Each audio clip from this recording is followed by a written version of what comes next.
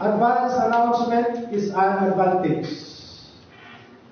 Naranasan na ba ninyo sa bahay ninyo na mayroong biglang bisita na hindi mo inasahan?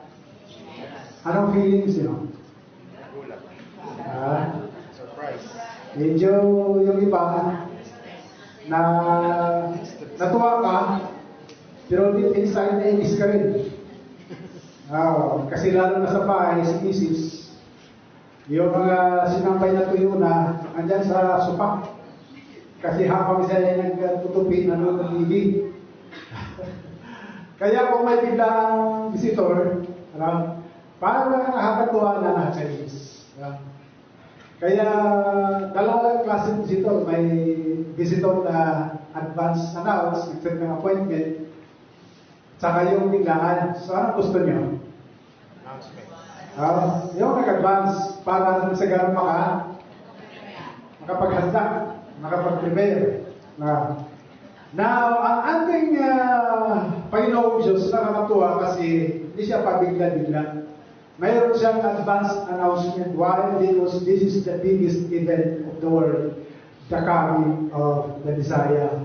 Kaya nag-advance siya sa kanyang announcement. No? In fact, ang mga prophets in the Old Testament, the focal point is the coming of the Messiah. At may tanong lang po sa inyo. In all of your knowledge in the Scripture, kailan kaya nag-announce ang Diyos na there will be a coming Savior of the world? Saan kaya? Ano kayang verse ang unang announcement? No? Kaya ang ating ikutan ngayon, what are the advantages of advance announcement? Number one, it builds faith in our hearts. It points out clearly to the Messiah. It becomes our personal revelation and it prepares God's people spiritually. No? So it builds faith in our hearts kung mayroong advance announcement. No? Sa aking pagbabasa sa Biblia, in fact, naikot ko na ang Biblia ko 4 times. No? 4 na ikot. No? Sa aking pagbulay-bulay sa Genesis 3:15, the first announcement was right after Adam's sin. Grabe, no? Ultimatum, nung nagkasala ang tao, ang Diyos agad ay nag-announce, no? Na there will be a coming Messiah. No? Sabi dyan sa verse 15, Genesis 3:15, and I will put enmity between thee and the woman, and between thy seed and her seed, and it shall bruise thy heel, and thou shalt bruise his heel. This was the time when Adam, or the first man, fall into sin. Kumain sila sa pinagbawal ng ating Panginoon. Of course, there was a punishment. No? Halimbawa ako si God, dito yung babae, dito yung serpente. Kasi ang nangyari doon, walang kumain. Sabi kasi ni God, ano ginawa mo, Adam?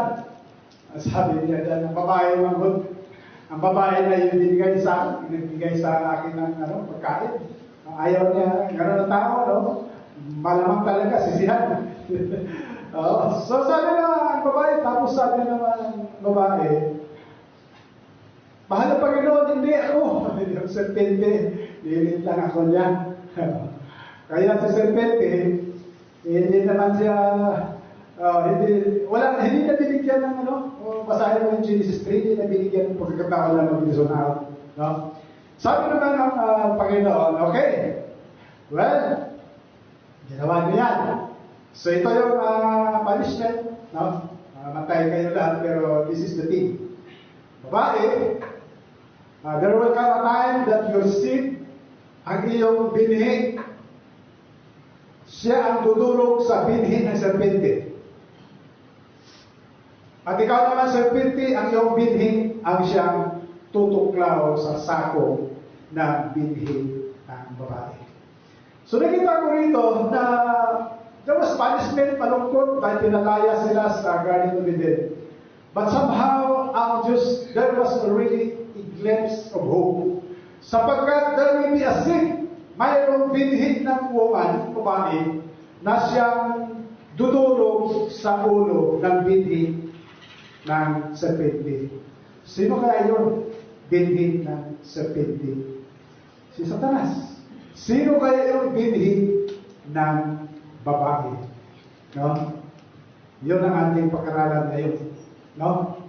It's no other than Jesus Christ. Pero kung noong panahon na, let's say, mga 100 years after na sila po ay nagkasala, kung basahin nito, hindi ko maintindihan.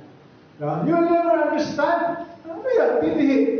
Hindi ko maintindihan yan kung ano yung ibig sabihin. Lalo na noong panahon na Old Testament kasi. No? Ang first 5 books, yun lang ang unang ang mababasa mo sa sinulat ni Moses, ang tawag nga ay Pentateuch. 5 books of Moses. No? Ano yung Pentateuch? Genesis, pakiano lang yung cellphones natin. No? Genesis, Exodus, Leviticus, Numbers, and Deuteronomy. Yun lang ang available books ng panahon. At ngayon, naiintindihan natin yan. Kasi mayroon ng New Testament. Kumbaga, ang Old Testament, ang explanation niya, New Testament. Ano sabi ko? Ang Old Testament, ang explanation niya, New Testament, kasi nandoon natupad yung prophecy. Kaya ngayon, madali natin intindihan yun. Pero marami din maintindihan. Pero, naranasan ba ninyo na kung ikaw ay nakakumit ka ng kasalanan? Kasi malaki. Ano ba yung malaking kasalanan? Tinatawag nila na major sin. Bawa, nakapagnakaw ka, naka-hold up ka, nakapagsinungaling ka ng malaki, amount, no? Saka nagkasala ka sa iyong asawa, no? Hindi ka mapakali kasi automatic yan, parang mayroon talagang boom, may get agad na parang mayroon nag-outright na punishment. Pero somehow, no, si Lord napakatalino ni Lord kasi somehow in deep inside of you, mayroong sinasabi, don't worry, may chance. No? May pag-asa. No? Same thing with Adam and Eve. Grabe yung punishment. Imagine if you will die. Once you eat the forbidden tree, you will die. Hindi ba nangyari na matay sila physical, but spiritually, they were disconnected. Kasi death means separation. Ano sabi ko? Death means separation. Ang kaparusahan ng kasalanan ay kamatayan, yung pagkakahiwalay nila. Kaya napakaganda rito, no? Kasi unang-una, sabi ni God, okay, mayroong punishment, no? Pero there will come a time that the seed of the woman will crush the head of the enemy, Satan. No? Pero makaganti rin si Satan. No? Ano yung ganti niya? Nakakatuklaw siya sa sako ng seed ng woman. When did that happen? When did it happen? That happens at the cross of Calvary. Because Satan was able to dig down the physical body of Jesus Christ. Kaya doon, nasugatan si Jesus pero sakong lang. Pero sa kanya naman ay durog ang ulo. Satan was truly crushed at the head. Kaya Satan has no more power over us. Amen. Kaya dapat panghawakan natin yung katotohanan na ito na Satanas wala na ng pangyarihan sa akin. Okay, ikaw sakit, wala na ng pangyarihan sa akin. Kasi alam ko ikaw sakit, gagaling na kay Satanas. Pastor, sakit galing lang sa kulang. Sakit pa pag-bago ng panahon. Hindi ho, huwag kayo magpalimla. Sakit po ay galing sa kanya. Bakit masabi ko? Sa kanya sa inyo wala ng sakit doon. The moment he committed sin, that's the time that sickness began. So, sino ba ang mayroon? Sino ba ang pasimuno ng kasalanan ni Satanas? Kaya let us claim that Satan has no more power. Why? It's written in the Bible that his head already was crushed down at the cross of Calvary. Amen? So, itong it builds our faith. Kailangan magkaroon tayo ng pananampalataya. Ang binhi niya, ang binhi ng babae, siya dudurog sa ulo ng serpente. Second announcement, no? Itong announcement na ito, right after the see, 4,000 years BC. Ilang taon? 4,000 years BC. But you will see that it's very, blurred pa, hindi pa maklaro, no? Kung sino ba yung pinatutungkulan ng dibdib na yan, no? Kasi nakalayo pa hindi pa talaga nila maalinag. As the years go by, palapit ng palapit, 700 years before Christ was born, medyo maliwanag na. Kasi yung second announcement na sabi nito, ng Isaiah. Dahil dito si Yahweh mismo, ang magbibigay sa inyo ng palatandaan, maglilihi ang isang dalaga. Di ba? Medyo, maliwanag na. No? Ang dalaga birhin, no? Na maglilihi, mga anak. Pero kung ano ka rin ang panahon na yun, 700 years before Christ was born, parang imposible rin, I cannot believe this. It violates science. It violates the nature. Talagang labag sa science at labag sa nature. Imagine ang babaeng dalagang birhin. Maglilihi. Impossible. Pero ito pinanouns na talaga. Ang Panginoon ay, whether you like it or not, whether the science will agree or not, He will announce that a virgin will conceive a son. No? Talking about the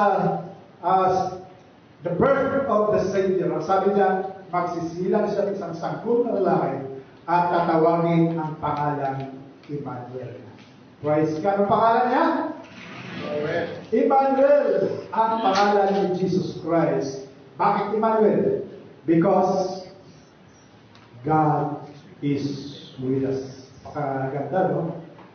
Emmanuel, kahit si Jesus lang ang tinanggap mo, but the entire triune God, the entire Godhead, no? Pag sinabi ko entire Godhead, God the Father, God the Son, God the Holy Spirit, ang sabi dyan, kasama natin. Amen po ba? Hindi ka ba natutuwa? Nandyan sa iyo ang entire Godhead of the ang entire na pagka-Diyos, no? Ibig sabihin, the kingdom, the forces of God in heaven is backing you up. Whatever mangyayari sa iyo, hindi ka dapat magpanik, hindi ka dapat problema. Ang problema tayo in the sense na kailangan natin kumilos. But totality, hindi tayo matitinag, hindi tayo na-shaken, knowing that there is inside of us the kingdom of God that cannot be shaken. Amen? Sabi mo sa katabi mo, may kingdom ka that cannot be shaken. The kingdom of man can be shaken. The kingdom of our government can be shaken. Kita mo naman, gobyerno natin, shake na shake talaga. No? Oh. But thank be to God that there is a kingdom in you na it cannot be shaken. Ano yan? Ang hari natin ay Emmanuel. Tapos ang pangalawang verse pa, sabi diyan, pagkat sa atin ay pinanganak ang isang bata, sa atin binigay ang isang anak na lalaki, at ang pamahala maatang sa kanyang balikat. No?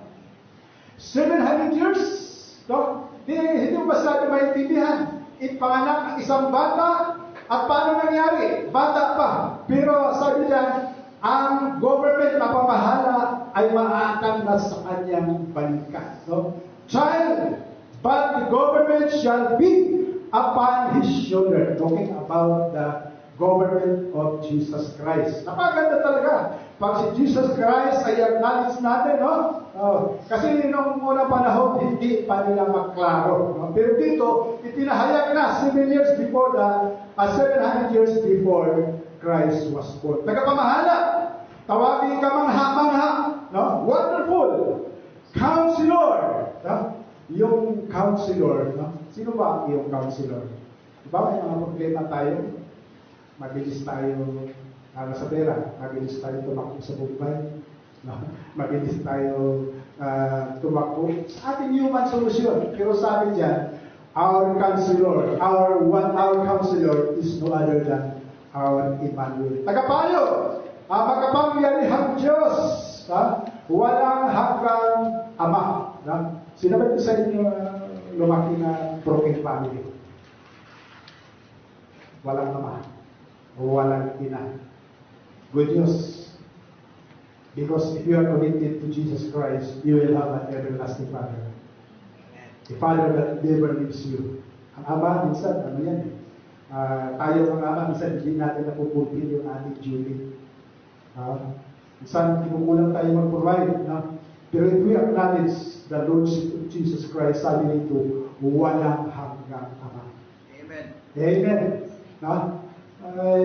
May mga, may mga pagkukulang. There are shortcomings sa ating mga magulang. Pero, ang nakaganda lang dito kung makilala mo ating Panginoon Kristo, kasi He will own you as His children. Tayo po ay kanyang harigin. Proceed na tayo, no? Sa ating binasa kanina, the third announcement is through the dream of Nebuchadnezzar. Pastor, hindi ko rin maano bakit yan ang ginamit mong verse. Hindi ko rin mawari. Saan ba ang Christmas message dyan? The dream of Nebuchadnezzar. Nakita niyo yung ano dyan? Yung picture, no? Kwentuhan ko muna kayo sa ating binasa kanina, no? 600 years before Christ was born, Nebuchadnezzar was an emperor of Babylon. Ito naman ngayon ng Iraq, no? So there was a time na Iraq rose to power. Sila po yung nagdomina sa entire world at pinamunuan po yan ni Nebuchadnezzar. Si Nebuchadnezzar being a king is notorious, or ano ba yung description na tama sa kanya? Yung walang halaga sa kanya ang buhay ko, kailangan patayin ka. No? Yun ang description. Ano ba ang tawag ko? Cold-blooded. Sinasabi na cold-blooded. Pag gustong, ako hari, kung hindi mo nagustuhan yung pagmumukha mo, kung ikaw kasi bangot ka sa akin, sabihin mo na, pakain mo na yan. Ganon si King Nebuchadnezzar. Ganon sa notorious. That's why he rose to power. And he dominated the demon world. Ano ibig sabihin sa demon world? Lahat ng parte ng mundo dati na may tao, sa kanya. Sa kanya magsabit kasi ang hari ng panahon, emperor. Bukod na siya ang hari, he owns the entire land. Ano daw? He owns the entire land. Sa kanya siya na may hari. Kaya sabi niya, in the second year, sabi niya, nanaginip ako. At itong panaginip ko, hindi ako makakatulog na bagabag ang puso ko. At kailangan ko mayroong maghayag, mag-narrate sa akin ang dream ko at kasali na daw ng interpretasyon. Grabe na baka. Notorious talaga, no? Imagine mo, ano si Brother Ruben? Ikaw yung kanang kamay mo. O Ruben, ikaw ang matalino, ikaw ang aking kanang kamay.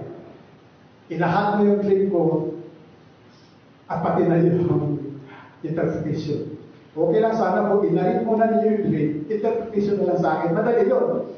Pero huhulaan mo kung ano yung dream niya, as if na you are putting your mind in his mind. Kaya pinatawag niya ang kanyang mga astrologers, mga advisor, mga binipate, encantador, mga salabangkiro. Gather all. Okay, now, tell me the dream and the interpretation of it. Kayo pagka hindi ninyo yan ibigay sa akin, isa lang ang parusa, isa lang matatanggap ninyo, guilt. Pagputol-putulin ko ang inyong mga katawan at pati na ang inyong mga bahay, maalasakin ko. So, mahal namin, please naman, napakahirap naman yung assignment sa amin. Tell us the dream and we will give you the interpretation. Makalino sa Nebuchadnezzar. Kasi kung ibigay ko ngayon ang aking dream, inarin ko sa inyo, magawa kayo ng interpretasyon na kung ano-ano, kaya magsisinungaling kayo sa akin. Kaya paano mo malaman na totoo talaga yan? Kailangan alamin mo kung ano yung dream ko kagabi.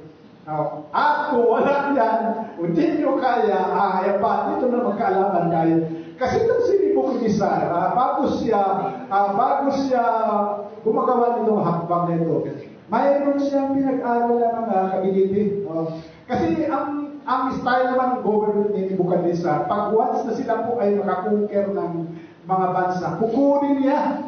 Kasi ang mga bihag, kasi si Daniel dito na bihag captive siya. Kukunin niya yung mga matatalino at pag-aralin niya ng 3 years at lahat ng mga kaalaman ibigay para magsilbi sa hari. Kaya dito, ang prophecy kasi dito, 70 years captivity ng Israel. Nangyari kasi nung sila po ay, kung balikan natin yung journey from Egypt to Canaan land, led by Moses, namatay si Moses, tinalitan si Joshua. Nung nakapasok na sila si Joshua doon sa Canaan land, mataba yung lupa, no?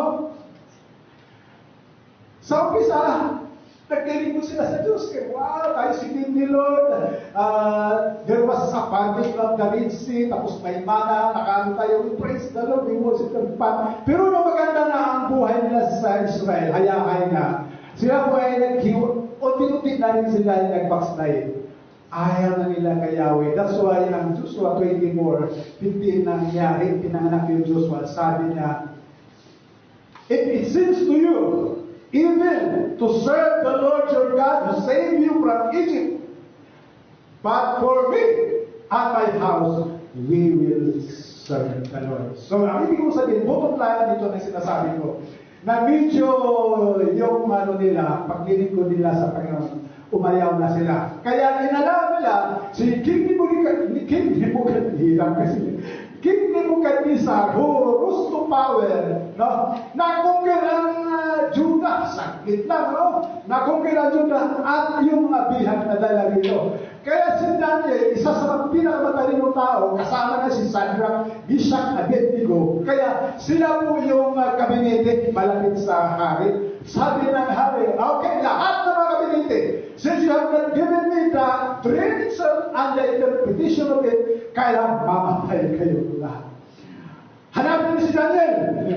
Si Shadrach, Meshach, Abednego. Kaya hinanap nila si Daniel. Ay, nalungit nila si Daniel. Sabi ni Daniel, Aryo, si Aryo kasi yung captain eh. Bakit naman ganyan ka bangis yung hari natin? Papatayin tayo. Tapos alamin natin kung ano yung mind niya, ano yung dream niya. Oo nga eh. Sabi niya, pwede ba samahan mo ko sa hari? Anong gawin mo doon? Pagkasap lang. Mahal na hari, pwede bang bigyan mo lang ako ng panahon? At ibigay ko sa iyo yung inarin ko sa iyo. Verse by verse. By the book, kama to kama, word for word, bigay ko sa iyo. Pumayag yung hari. So, always si Daniel ngayon sa bahay, sabi niya sa truck ni siya, pwede tayo, luluhod tayo, patay tayo dito lahat. Nandito tayo sa ibang bansa, mga captive tayo. So, mag-pray tayo. Alam niyo, nung tayo na yung praise lang. Si Lord nag-appear at pinakita kay Daniel kung ano yung dream ng hari. This is the dream. Rebulto na malaki. Gold yung ulo. Pilak yung shoulder. Yung maywang niya gris. Rome yung tuhod. At saka yung paa ay luwan na hollow iron at saka clay. No? Sabi na, dalhin mo na ako sa hari. Sabi niya, sige, mahal na hari. Mayroon akong nakita. Binihag galing sa Judah. Siya ang mag-interpret sa iyo. Pag-idalhin mo si Aryo, no? Siya daw nakakita. Siya ang makakasunod. Kaya talan si Daniel. Ganun talaga ang tao, no? Pero hindi naman talaga siya ang mag-interpret si Daniel. Pero inangkin niya yung joy. Meron akong nakita. Sabi niya, okay, talaga ba, Daniel? Sabi ng king. Talaga ba, kasi surrender na yung iba. Sabi na, walang ganong hari na mag-utos. At kung mayroon mang tao na magbigay sa iyo ng dream mo at magpahayag niyan, hindi siya tao. Diyos na siya at hindi nanirahan dito. Tapos ikaw kaya dahil kaya mo ba? Sabi ni Daniel. Hindi naman ako. May Diyos sa langit. Ito yung maganda sa mga Kristiyano. Hindi naman ako. Kaya po ba? Sabi mo, hindi ako. Ang Diyos ang nagbigay ng kaalaman. Sabi niya, ganun siya. Hindi ako. Ang Diyos ang magbigay ng maglahad sa iyo ng mga lihim. Mahal na hari, ito po yung panaginip. Ibigay ko sa iyo, hindi dahil ako ay matalino kaysa iba. Pero ibigay ko sa iyo, kasi ang Diyos ay may mensahe sa iyo. Amen po ba? May mensahe ba ang Diyos sa atin? Oh. Ito yung panaginip mo, mahal na hari. Habang natutulog ka, nakita mo ito. Malaking ribulto na nakakasulaw. Sulaw, silaw. Nakakasilaw. Ikaw naman, kung panaginip ka dito, na ito yung makita mo na fresh na ang laki-laki na kumikinang sa mga metals, no? Para pagtingin mo, hindi siya nakatulog. Kasi kung matulog siya, magkuhin siya, nakita niya yung ribulto na ito. Di ba? Kaya, ganun na lang ang ano niya. Nakita mo na mahal na hari, ito yung panaginip mo. Tumayo sa harap mo, itong ribulto na ginto, kilak, at saka silver, saka iron, saka clay. Mahal na hari, pinakita ito sa iyo. Kasi akala mo, ikaw na yung pinaka-boss, ikaw na yung nagmay-ari sa buhay namin. Pero gusto nyo ipaalam sa iyo, mahal na hari, na yung posisyon mo ngayon temporary lang. Ikaw yung gold, Babylon. So, mag-stay ka lang dyan from 539 BC to 331 BC. Ito yung pag-reign ng Babylon. Then, sunod, Medo-Persia. Na-conquer ng naagaw ng Medo-Persia. Persia na lang, hindi natin lang yung kabisado yung Medo. Tapos na mahal na hari. May susunod naman na pamahala, yung Greece. Remember the time of Alexander the Great, no? Na talagang kinongker niya lahat. Sabi nga sa history, si Alexander the Great napakapangis, no? Na pabilis niya mag-conquer, no? At nung labanan nga niya, nung time niya, wala na siyang mga kalaban, ubus na eh. Alam mo, nag-suicide na siya kasi gusto ko rin labanan. Ganun kapangis yun si Alexander the Great. Greece yan, no? At ito yung ano. Then comes naman yung Rome, no? Yung Rome naman, hindi masyado natin yung Rome. Pero alam pa ninyo, yung Rome, panahon ni Caesar Augustus, dito pinanganak si Jesus. So, makita natin dito, even in the dream of Nebuchadnezzar, 600 years before the birth of Jesus Christ, there was already a glimpse na there is a Messiah coming na mangyari siya, ay pinanganak siya. Why? Sapagkat doon sa mamaya pag-aralan natin, dito po may bato po na-extract. Humampas po sa paa.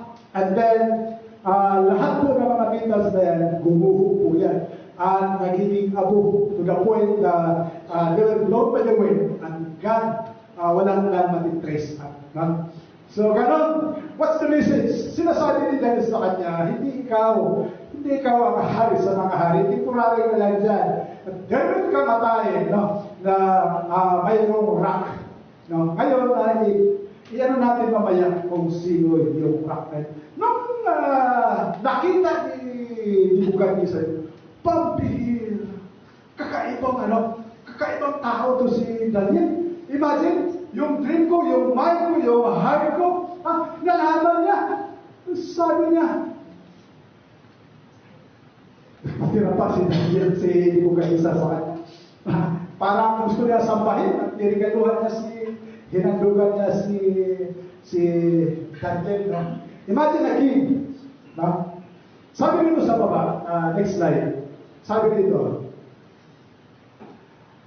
it builds faith in the heart of King Nebuchadnezzar. Due to Daniel's influence, the king believed God. Ano daw? Dahil kay Daniel, itong mahal na ito, pagkato, walang kinikilala ang Diyos, siya ang Diyos, pero nung nilahan ni Daniel yung dream na yun, naniwala siya. Why? Because of the influence of Daniel. Sinabi niya kay Daniel, dahil sa pinahayag mo, ang panaginip ko at ang kahulugan nito, totoo ang iyong Diyos. Wow. Di ba? Isang king, no? Emperor, Sa kanya hawak ang mundo puno. Pero sabi niya ngayon, there is a God. Totoo ang Diyos mo. By one person. No? Kaya huwag kang matakot. Kahit sino ba yan? Alam mo na may nalakang light. No? I-share mo. Because Jesus Christ is in you, the true light of the world. You can influence. And this is our mission. To influence. Kaya si Daniel, kaya pala sila ay dinala doon sa Babylon mula sa una. This is the purpose, to influence the king. Para mag-decree siya na there is a God who controls the universe. Amen po ba? Sabi dito, politiko, dahil pinahayag mo ang pagpapanaginip ko at kahulugan nito, totoo na ang iyong Diyos ay pinakamakapangyarihan sa lahat ng mga Diyos. So, di ba? Mayroon din siya talaga mga Diyos. Pero ngayon, recognize na niya. Siya ang dapat kilalanin. Wow! Siya ang dapat kilalanin Panginoon ng mga hari. At siya lamang ang nakakapagpahayag ng mga hiwaga. Sabi, no? Yung pagka-captive nila doon, may purpose. No? At sa aking pagbulay-bulay nga, no? There was last Sunday nag-preach ako dito tungkol sa kay Gaspar, Melchor, sa Baltasar. The Bible says they were coming from the east. At ang gusto ko doon, bakit sila alala that there was a star? Resemblance of the birth of Jesus Christ. No?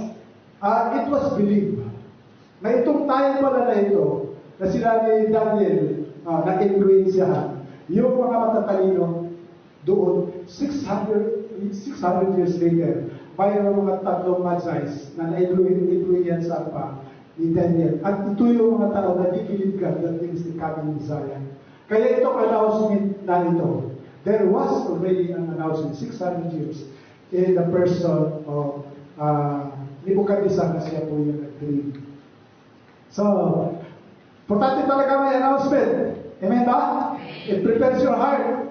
No? Kailangan natin maniwala. No? Yung mga sinasabi ng mga prophets. No? Ngayon,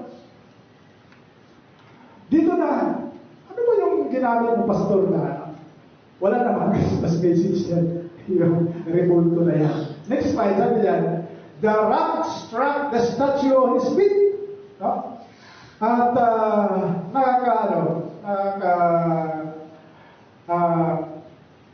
very ano ba, no? Mapadilim pa yung message, pero there was already a message na nag-crash doon sa feet. Ito pala, no? Sabi diyan, while you were watching, a rock was cut out, but not by human hands. Amen. Habang tinitingnan mo, mahal na hari, yung reporto na yon, may lumipad na bato galing sa bundok, natipak siya, not by human hands. Not by human hands. It struck the statue of his feet of iron and clay and smashed them. Then the iron, the clay, the bronze, the silver, and the gold were broken into pieces and became like chaff on the threshing floor in the summer.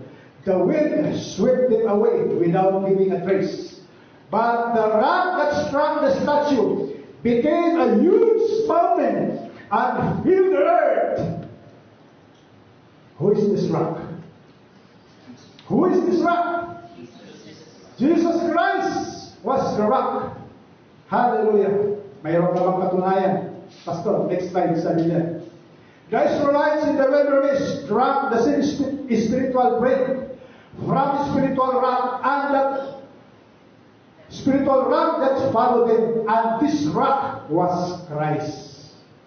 Grabe, no? In a form of drama lang, no? Nakita ni King Nebuchadnezzar na hinampas, na-crush yung rebulto na yun, from feet, no? Lahat ng government, from Babylon, from Medo-Persia, from Greece, from Rome, ika-crush siya ni Lord. Kasi the true government is coming from the government of Jesus Christ. Amen? So there is a hope, kahit man ang ating bansa ngayon ay nagkawindag-windag man, ay talagang ikakras naman nila yan ni Jesus Christ. Buhay din natin, no?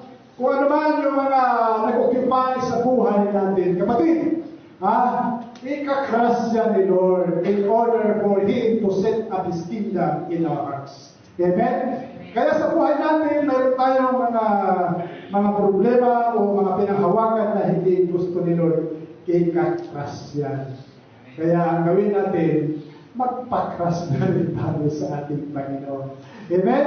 Nang sa ganoon, no, na mag-set up siya, no, sabi nga dyan, the rock became in bounty. Tapos, unti-unti lumaganap sa buong daigdig. Speaking of the government of our Lord Jesus Christ. So, dito pa, ano yung kanina? Ang first announcement, doon pa sa Genesis. Then, follow doon sa kay Isaiah. Then, third announcement dito kay King Nebuchadnezzar. It points out clearly to the Messiah. Next, marami na tayo.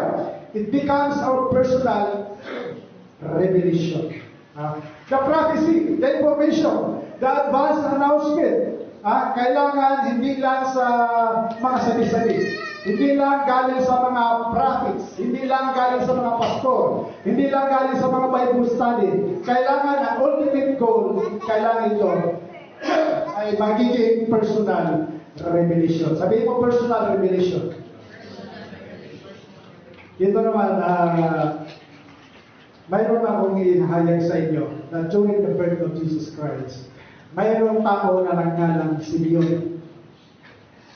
Si Simeon po, mayroong relasyon siya sa Panginoon at ang Holy Spirit nag-udyok sa kanya na hindi siya mamatay. Matanda na siya. Pero hindi siya mamatay unless makita niya na pinanganak na yung Mesiyas. Grabe, no? Pwede pala yun. Pwede pala ma-extend ang buhay natin. No? Hindi na natin pero, I wonder, no? Kung pwede ba natin gawin ito? Sa second coming of Christ. Sabi nito, it becomes our personal revelation. May isang tao noon sa Jerusalem, ang ngalan Simeon. Naghihintay siya sa katubusan ng Israel. Nasa kanyang Espiritu Santo. Ipinahayag ng Espiritu Santo sa kanya na hindi siya mamatay hanggat hindi niya nakikita ang Kristo na pinangako ng Panginoon. No? So, ibig sabihin, si Simeon, nagpasa. Sabi mo nagpasa. Nagpasa ng mga hula. Hindi yung hula ni Madam Maureen. Hindi yung mga, ano ba yung meron na pag-imprint na, ano na tawag na? Ganito si, horoscope. So, Simeon, nagpasa na mga prophecy. Hindi horoscope. Kaya, dahil sa pagbasa niya, ang Holy Spirit nangusap sa kanya.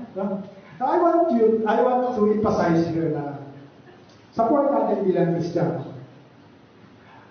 siguro na makinig tayo sa mga pastors, makinig tayo, pero I want you, na katulad nito, na maging personalized yung revelation.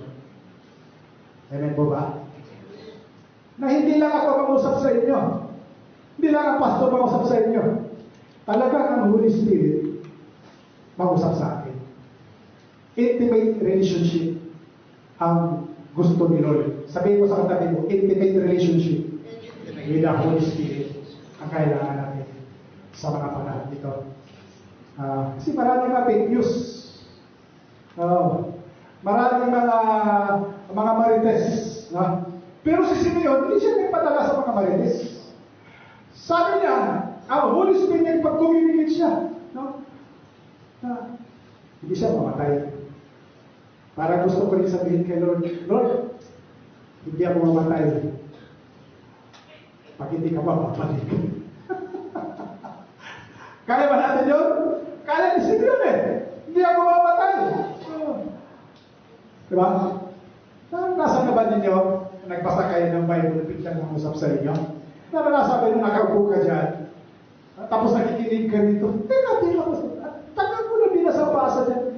Pero ngayon ko na naiintindihan. Diba? Nakusap yan! Banal Espiritu. Anong tawag yan? Rema. Pastor, nag-rema. Nag-rema yung preaching mo sa akin. Ibig sabihin, nag-resonate, nakusap, naging buhay ang salita ng Panginoon. Church, sa dami-dami naman namin ng preaching na rito, dumalaan dito. Pero isa lang ang dapat mangyari sa atin. Dapat makusap ang banal ng Espiritu sa puso natin. Katulad ni Simeon, matanda na siya. Wala na sa ibang bisyo, kundi magpunta na lang sa templo. Pero nang tayo ngayon, na hinandog na nila ang Papa Jesus, nag-udyok sa kanyang banal na Espiritu Santo, pumunta ka sa templo, kasi nandun yung hinintay mo. Nung nakita niya, kinarga niya ang bata. At ang sabi niya, God! Pwede na akong mamatay na mamaya pa. Kasi nakita ka ang Savior of the world. Nakita na ba ninyo ang Savior of the world? Hindi lang dapat sa preaching. Dapat makita mo sa udyok ng Banal na Espiritu. Ipinahayag yung 26, ipinahayag ng Espiritu Santo sa kanya na hindi siya mamatay hanggat hindi niya nakikita ang Kristo na ipinangako ng Panginoon. Sa patnubay ng Espiritu, si Simeon pumasok sa templo at nanggaling doon nila Jose at Maria ang sanggol na si Jesus. Kinarga ni Simeon ang sanggol. Pagkatapos nagpuri sa Diyos, ngayong Panginoon, maaari na po akong yumaong mapayapa dahil natupad na ang pangako mo sa akin. Yung nga sabi ko, Lord, pwede ba i-apply ko sa buhay dito? Second coming. First coming nangyari kay Simeon. Second coming mangyari sa akin na hindi ako mamatay hanggat hindi ko makita ang iyong pagbabalik. Ganda, kung lahat tayo manalangin na ganito, no? Hindi tayo mamatay. Paano, Pastor, kung 500 years na? Sobrang ugod-ugod na. Baka, batang bulong na? Balat na? Butang balat. Gusto mo yun? 500 years, di ba ka? Parang ayaw ko rin, no? Sige. Kunin mo na ako mapayapat. Okay, so, ang bottom line dito, mga kapatid, na the Holy Spirit is available to talk with. Pwede natin siyang kausapin. Nagbasa ba kayo ng Biblia? May panahon ba na nangungusap ng Biblia sa puso niya? Diba? That is Rema. Sabi nga ni John, sa John chapter 6:73, I think, the flesh profits nothing, but the Spirit gives life. The word that I have spoken unto you, they are spirit and life. Ang flesh daw, ang laman, o ang mga material na bagay, paliwala yan. Pero yung salita ni Lord, buhay, spirito at buhay. So it prepares God's people spiritually. You can prepare a room for Isaiah. Isaiah 40 verse 3, it's a prophetic verse that says, a voice one calling in the wilderness, prepare the way of the Lord. Make straight in the desert a highway for God. This is a call to prepare the arrival of Messiah by removing obstacles. Sa Isaiah, may sumisigaw doon, no? Si John the Baptist. Sabi niya, prepare the highway for the Lord. Ihanda natin ang daan para magmarcha si King Jesus. Baka naman yung daan na ipapadaanan mo kay Jesus Christ, lubak-lubak pa yun. Sisintuhin na natin yan. Ewan mo ba? Sabihin mo sa katabi mo, patagin mo na ang highway para kay Lord. No? Ibig sabihin, kung ano ba yung mga hindi pa kanalis natin, Papatagin na natin yan. It prepares God's people spiritually. No? Removing obstacles. O kaya yung mga hadlang, mga obstacles sa buhay natin na hanggang ngayon, hindi pa tayo lumago, hindi pa tayo ginagamit ni Lord, kasi may mga obstacle pa. Ngayon, this message is calling you to prepare a highway for the Lord. Amen? Sige, sabihin nga natin, ihanda na natin ang highway para kay Lord. So, what are the advantages of advance announcement? It builds faith in our hearts.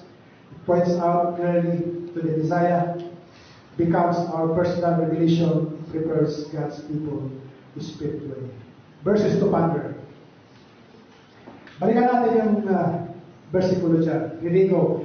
Pinahayag ng Espiritu Santo sa kanya na hindi siya mamatay hanggang hindi niya nakikita ang Kristo na ipinangako ng Panginoon. Ito naman yung prayer ni David.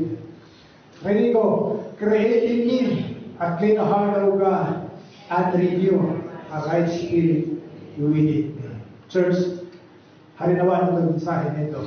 Mangusap sa atin na i-renew ang ating spirit kasi hindi maging okay ang ating relasyon o ang paghari ng ating Panginoon Kristo kung hindi malinis ang puso natin.